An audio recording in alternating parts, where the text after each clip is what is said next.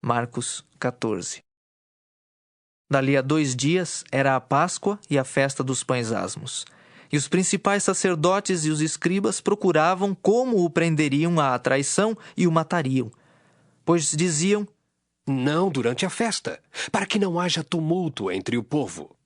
Estando ele em Betânia, reclinado à mesa em casa de Simão o leproso, veio uma mulher trazendo um vaso de alabastro com preciosíssimo perfume de nardo puro. E quebrando o alabastro, derramou o bálsamo sobre a cabeça de Jesus. Indignaram-se alguns entre si e diziam: para que este desperdício de bálsamo? Porque este perfume poderia ser vendido por mais de 300 denários e dar-se aos pobres. E murmuravam contra ela. Mas Jesus disse: deixai-a. Por que a molestais? Ela praticou boa ação para comigo. Porque os pobres sempre os tendes convosco, e quando quiserdes, podeis fazer-lhes bem, mas a mim nem sempre me tendes. Ela fez o que pôde. Antecipou-se a ungir-me para a sepultura. Em verdade vos digo, onde for pregado em todo o mundo o evangelho, será também contado o que ela fez para a memória sua. E Judas Iscariotes, um dos 12, foi ter com os principais sacerdotes para lhes entregar Jesus. Eles, ouvindo-o, alegraram-se e lhe prometeram dinheiro. Nesse meio tempo, buscava ele uma boa ocasião para o entregar. E no primeiro dia da festa dos pães asmos, quando se fazia o sacrifício do cordeiro pascal, disseram-lhe seus discípulos: onde queres que vamos fazer os preparativos para comeres a Páscoa? Então enviou 2 dos seus discípulos, dizendo-lhes: ide à cidade e vos sairá ao encontro um homem trazendo um cântaro de água. Segui-o e dizei ao dono da casa onde ele entrar que o mestre pergunta: onde é o meu aposento no qual hei de comer a Páscoa com os meus discípulos? E ele vos mostrará um espaçoso cenáculo mobiliado e pronto. Ali fazei os preparativos. Saíram, pois, os discípulos, foram à cidade e, achando tudo como Jesus lhes tinha dito, prepararam a Páscoa. Ao cair da tarde, foi com os 12.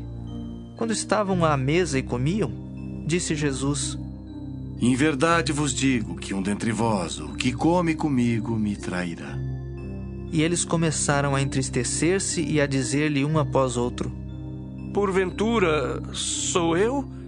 Respondeu-lhes: é um dos 12 o que mete comigo a mão no prato.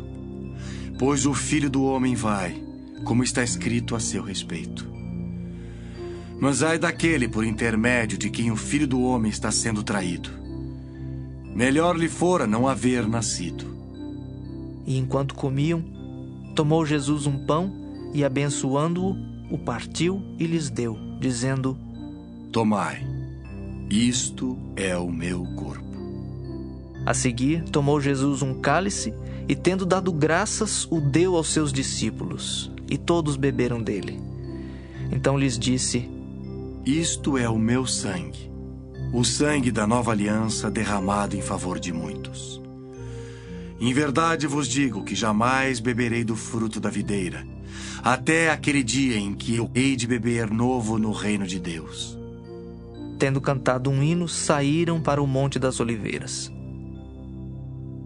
Então lhes disse Jesus: todos vós vos escandalizareis porque está escrito: ferirei o pastor e as ovelhas ficarão dispersas. Mas depois da minha ressurreição, irei adiante de vós para a Galileia. Disse-lhe Pedro: ainda que todos se escandalizem, eu jamais. Respondeu-lhe Jesus: em verdade te digo que hoje, nesta noite, antes que 2 vezes cante o galo, tu me negarás 3 vezes. Mas ele insistia com mais veemência: ainda que me seja necessário morrer contigo, de nenhum modo te negarei. Assim disseram todos. Então foram a um lugar chamado Getsêmani. Ali chegados, disse Jesus a seus discípulos: assentai-vos aqui, enquanto eu vou orar.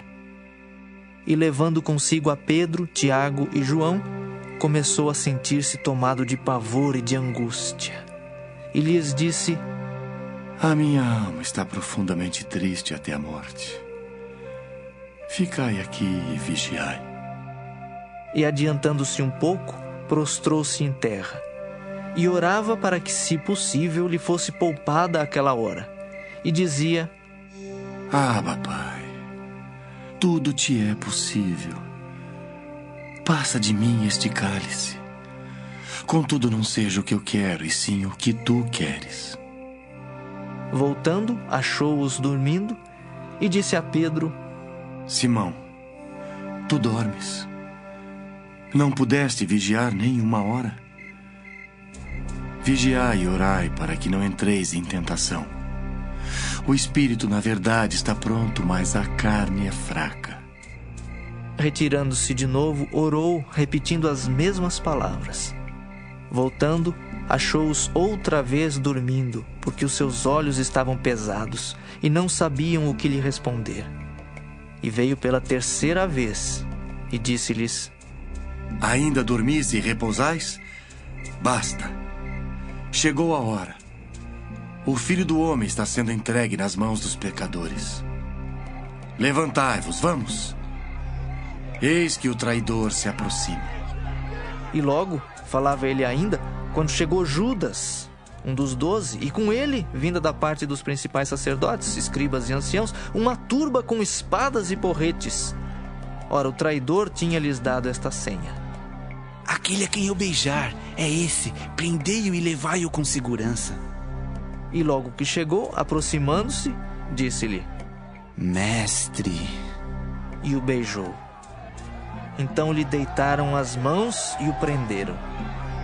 Nisto, um dos circunstantes, sacando da espada, feriu o servo do sumo sacerdote e cortou-lhe a orelha. Disse-lhes Jesus: Saístes com espadas e porretes para prender-me como a um salteador. Todos os dias eu estava convosco no templo ensinando e não me prendestes. Contudo, é para que se cumpram as Escrituras.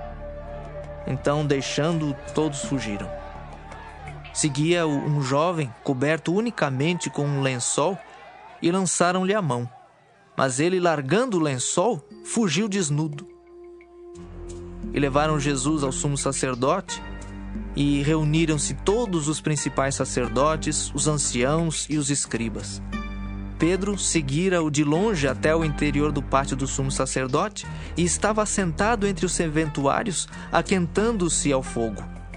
E os principais sacerdotes e todo o sinédrio procuravam algum testemunho contra Jesus para o condenar à morte e não achavam. Pois muitos testemunhavam falsamente contra Jesus, mas os depoimentos não eram coerentes.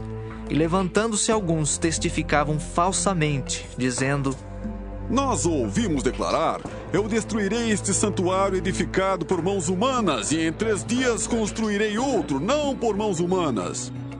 Nem assim o testemunho deles era coerente. Levantando-se o sumo sacerdote, no meio, perguntou a Jesus: Nada respondes ao que estes depõem contra ti? Ele, porém, guardou silêncio e nada respondeu. Tornou a interrogá-lo o sumo sacerdote e lhe disse: És tu o Cristo, o Filho do Deus bendito? Jesus respondeu: Eu sou. E vereis o Filho do Homem assentado à direita do Todo-Poderoso e vindo com as nuvens do céu. Então o sumo sacerdote rasgou as suas vestes e disse: Que mais necessidade temos de testemunhas? Ouvistes a blasfêmia? Que vos parece? E todos o julgaram réu de morte. Puseram-se alguns a cuspir nele, a cobrir-lhe o rosto, a dar-lhe murros e a dizer-lhe: Profetiza! E os guardas o tomaram a bofetadas.